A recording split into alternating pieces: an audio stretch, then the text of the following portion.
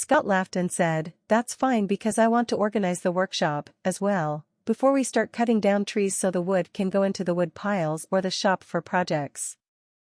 As we went to leave, I shut the lights off and called out, "We will see you tomorrow."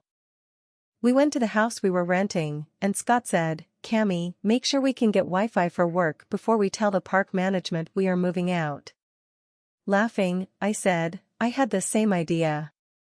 You know, Becca and Mason will try bringing people in before we move out, and since they will not renew our lease due to them being too busy, I do not even want to give notice." Scott went to our office, and I went to our room to change. I sat down, grabbed a notebook, and wrote down a shopping list of things we needed to get to start preparing the new house to move in. I made my list of the items we needed, and Scott walked into our room as I finished the list. "Tell me you're not making a list for tomorrow?" he said. "You know me too well," I said. Looking over the list, he said, "Portable washer and dryer?" "Yeah," I said.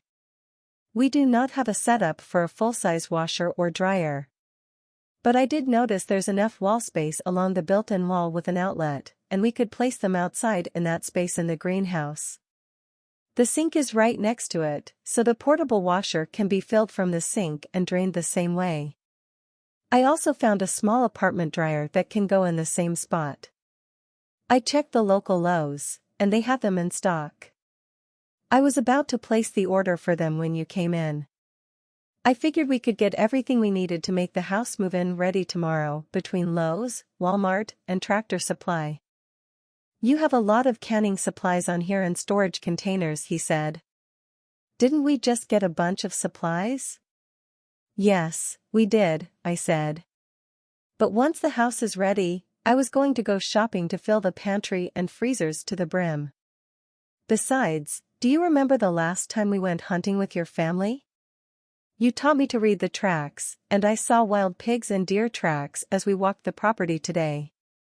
If we bag a pig, I want to save it all, including rendering fat.